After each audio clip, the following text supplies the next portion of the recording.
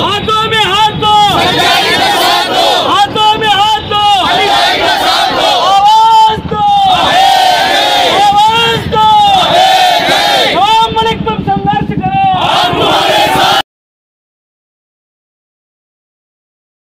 मालेगांव शहर राष्ट्रवादी कांग्रेस पार्टी मालेगांव शहर अल्पसंख्यक सेल के माध्यम से आज एडिशनल कलेक्टर ऑफिस के ऊपर हम लोग एहतजाज कर रहे हैं। नवाब मलिक साहब पर जो झूठा इल्ज़ाम लगाकर भारतीय जनता पार्टी की केंद्र की सरकार ने ईडी के माध्यम से जो उन पर झूठा इल्ज़ाम लगाकर जो उन पर कार्रवाई की, उनके ऊपर खोटा केस बनाया गया, उनको जेल में डालने का काम किया गया, हम इसकी मजम्मत करते हैं।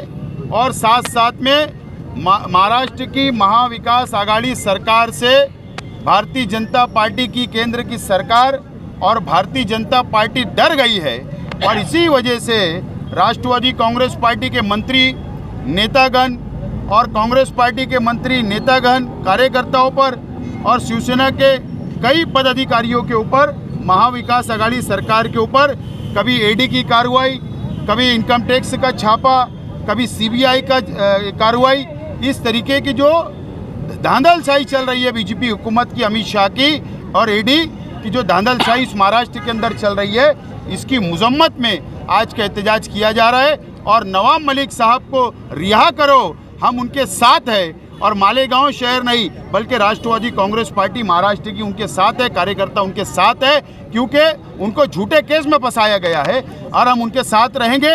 हमारा नारा है, नवाब मलिक साहब तुम संघर्ष करो, हम आपके साथ हैं। शरद पवार साहब तुम संघर्ष करो भारतीय जनता पार्टी के खिलाफ, हम आपके साथ हैं। इस वजह से आज हमने एहतजाज किया है। हमारा सवाल है भारतीय जनता पार्टी की केंद्र की सरकार से और देवेंद्र फडणवीस जी, कल जो तुमने विधानसभा के अंदर जो झूठे इल्ज़ाम आपने लगाए कि दाऊद से संबंध है नवाब मलिक साहब का और महाविकास आघाड़ी सरकार का, हमारा सवाल है इकबाल मिर्ची कौन, जो 92 के बम ब्लास्ट के अंदर जो मुजरिम है, जो आरोपी था, जो आज जमानत पर रिहा है, आपको भारतीय जनता पार्टी के अकाउंट में इकबाल मिर्ची ने जो पैसा ट्रांसफ़र किया, जो पार्टी फंड दिया, तो आपको भी नैतिकता की जवाबदारी के ऊपर अगर आपके अंदर ईमानदारी बची होगी तो भारतीय जनता पार्टी ने भी और अमित शाह ने भी इस्तीफा देना चाहिए।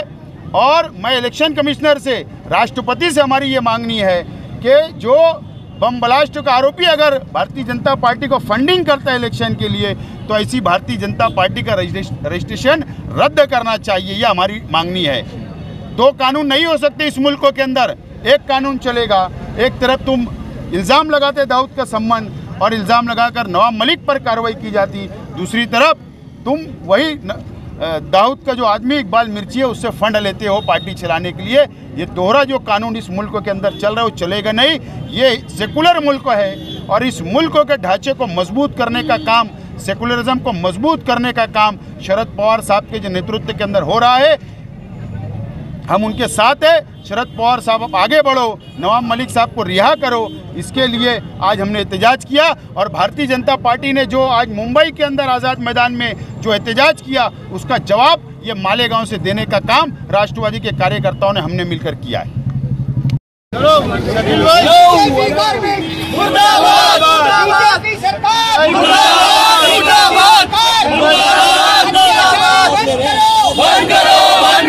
अत्याचारी बंद करो, अत्याचारी बंद करो, बंद करो। शकील भाई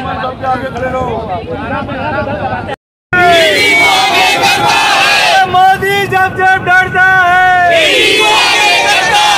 मोदी जब जब डरता है,